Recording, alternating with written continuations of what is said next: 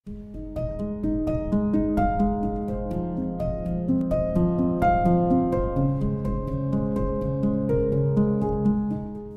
diawali dengan seorang anak bernama Omar yang sedang memancing bersama ayahnya di tengah laut. Ternyata Omar sedang bermimpi, dan ada anak-anak yang memberitahunya bahwa teman mereka yang bernama Tweety telah hilang. Omar pun mencari anak bernama Tweety ini, dan Omar menemukannya di sebuah kolong jembatan. Omar pun membawa kembali Tweety ke sebuah panti asuhan yang bernama Casa Hogar. Omar pun meletakkan Tweety kembali ke ranjangnya. Ternyata Omar ini adalah pemilik dari panti asuhan tersebut. Di panti asuhan miliknya, Omar selalu menjaga anak-anak yang tidak memiliki tempat tinggal. Omar juga menjaga anak yang tidak memiliki orang tua. Saat itu istrinya memberitahu bahwa bahan makanan untuk anak-anak sudah menipis. Dan kita tahu bahwa Omar sekarang memiliki masalah keuangan.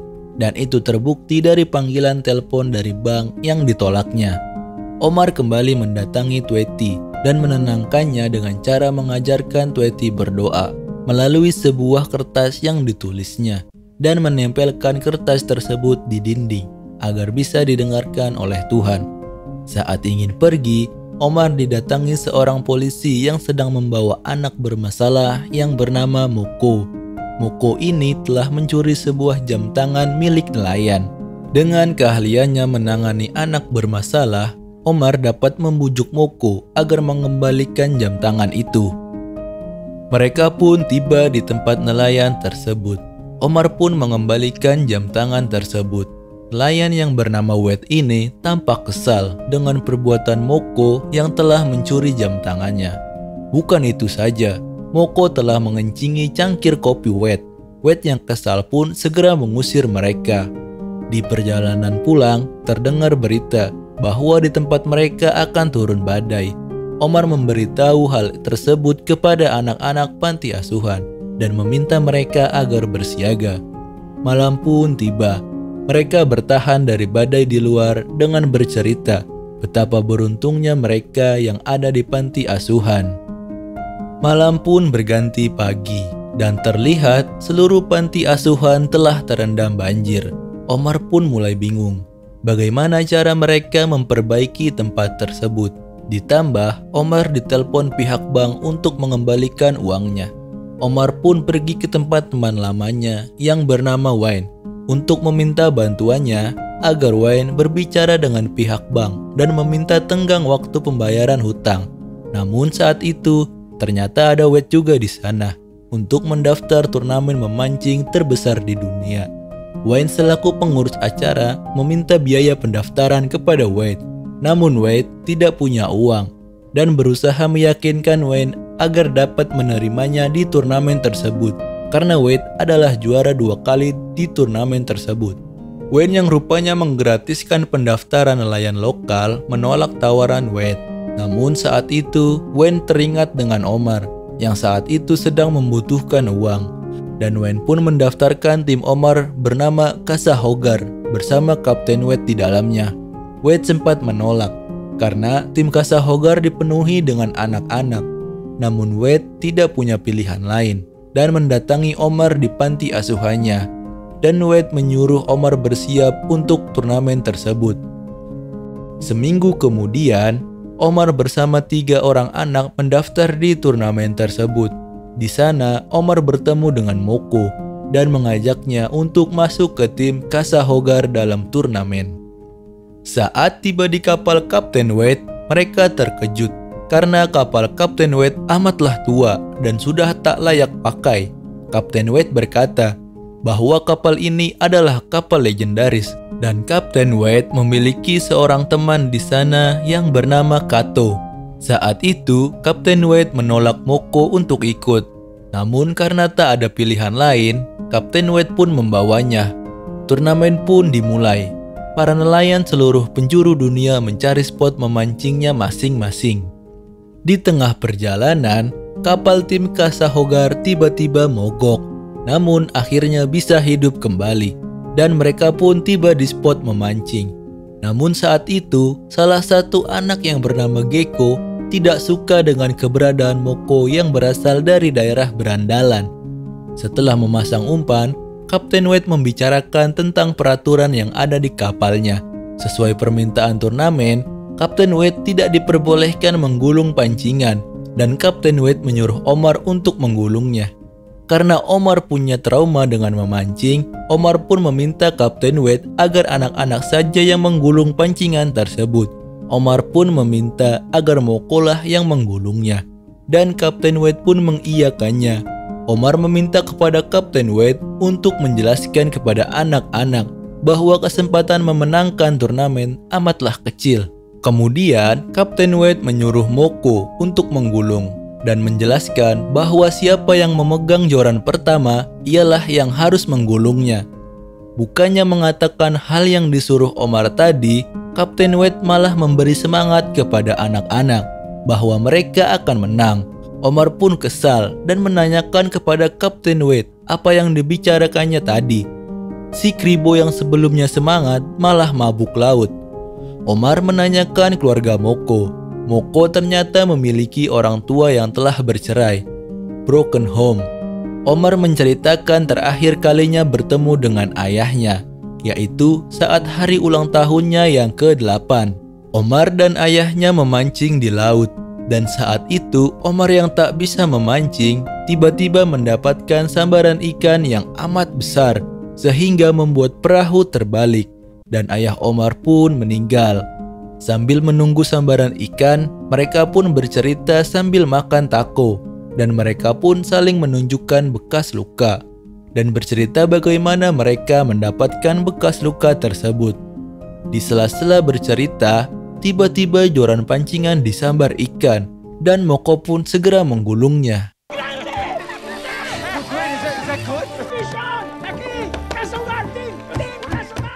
Namun, Kapten Wade mulai curiga bahwa itu bukanlah ikan.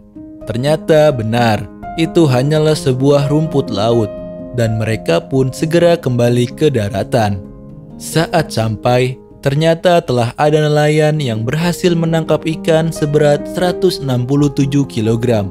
Dan di perjalanan pulang, mereka pun amat sedih karena tidak mendapatkan ikan, dan mereka takut jika mereka tidak memenangkan turnamen, maka mereka tak bisa memperbaiki panti asuhan dan akan kembali ke jalanan. Saat tiba di panti asuhan, tiba-tiba di sana telah ada teman Omar yang bernama Hector, dan Hector pun memberikan seragam memancing kepada tim Omar. Ternyata di balik kebaikannya, Hector mempunyai maksud terselubung, yaitu untuk menyuruh Omar kembali menjual narkoba. Namun Omar yang sudah bertobat menolak tawaran itu. Hari kedua turnamen pun dimulai, dan mereka semua pergi ke spot memancing. Saat Kapten Wade sedang mengikat simpul, salah satu anak bernama Wiki pun mengetahui tentang simpul yang dibuat Kapten Wade. Hal tersebut membuat Kapten Wade tertarik kepadanya, dan akhirnya Kapten Wade menyuruh Wiki menggulung joran. Saat itu Kapten Wade bercerita tentang anaknya yang tinggal di Dallas bersama ibunya. Kapten Wade telah lama tidak bertemu dengannya karena harus mengikuti turnamen memancing ini sepanjang tahun, karena anaknya ingin Kapten Wade memenangkan turnamen tersebut. Setelah menunggu beberapa lama, akhirnya joran pun disambar ikan, dan Wiki pun segera menggulungnya.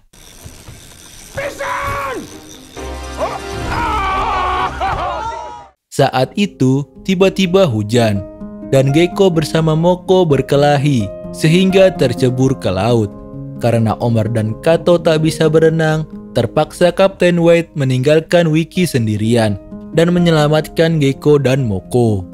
Wiki yang kurang berpengalaman pun membuat ikan marlin besar itu terlepas. Kapten Wade pun amat kesal dan marah.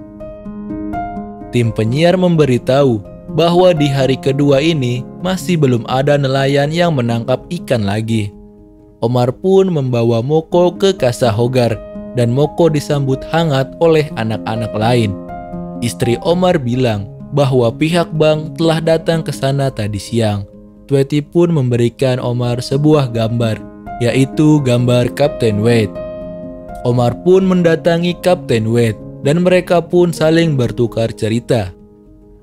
Saat itu Kapten Wade telah putus asa untuk memenangkan turnamen. Namun Omar tetap optimis mereka bisa memenangkannya.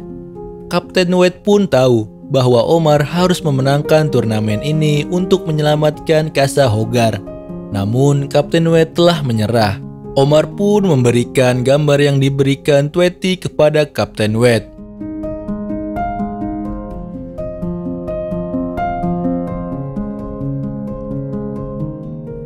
Di pagi buta, Kapten Wade datang ke panti asuhan. Kapten Wade membawa seekor ikan marlin besar seberat 122 kg. Kapten Wade berusaha untuk curang agar Omar dapat menyelamatkan Casa Hogar. Omar yang tak punya pilihan pun hanya terdiam. Namun pembicaraan mereka telah dilihat oleh Moko. Keesokan harinya, Tweety ingin ikut bersama Omar. Saat itu, Kapten Wade sempat menolak Tweety.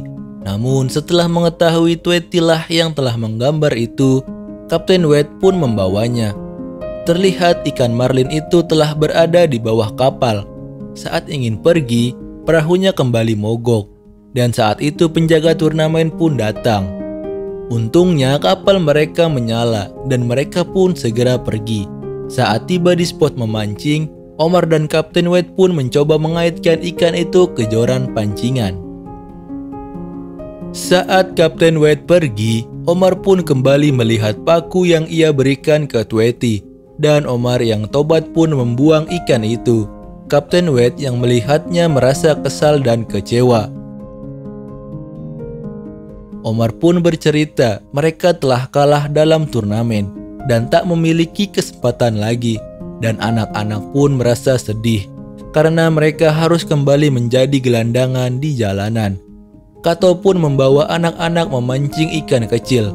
Saat itu, Omar yang sedang sendiri tiba-tiba terkejut kalau kail pancingnya disambar ikan. Omar pun dipaksa Kapten Wade untuk menariknya karena Omar lah yang memegang joran pertama kali.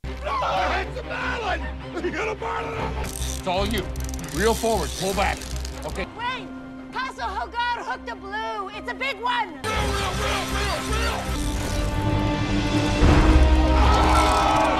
It's been 40 minutes since Team Casa Hogar first called in the initial hook, so they have got to be getting close.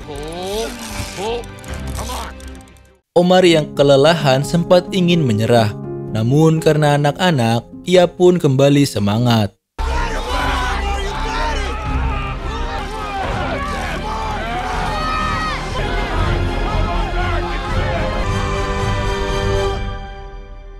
Akhirnya perjuangan Omar tak sia-sia. Omar pun mendapat ikan marlin yang sangat besar. Kapten Wade pun tak menyangkanya. Tim Casa Hogar berhasil menangkap ikan marlin seberat 174 kg dan menjadi juara di turnamen internasional yang diikuti oleh nelayan dari seluruh penjuru dunia. Di akhir film terlihat foto-foto kisah asli Omar dan tim Casa Hogar. Dan tim Casa Hogar menjadi tim Meksiko pertama yang berhasil memenangkan turnamen ini. Semua uang turnamen itu digunakan untuk merenovasi dan memperluas Casa Hogar. Cerita pun selesai. There's not much to do when all I can is thinking about you. Not doing well, don't know where you are. 'Cause you're not here. It's been way too long. If I could lay down beside you, I would. When nothing really matters, that's all I wanna do. I hope that you are safe and that I will see you soon. If I could lay down beside you, I would.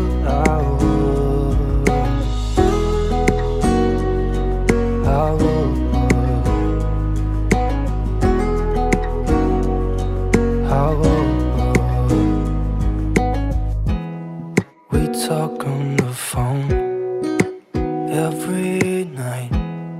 Love to hear your voice. Not sleeping alright, but you should know it. You've been gone for way too long now. If I could lay down beside you, I would. When nothing really matters, that's all I wanna do. I hope that you are safe and that I will see you soon. If I could lay down beside you, I would. Even if you're gone, I won't forget you. You're all I know, what I need, and that ain't changing. And even if you're gone, I will remember. You're all I know, what I need, and that ain't changing. If I could lay down beside you, I would.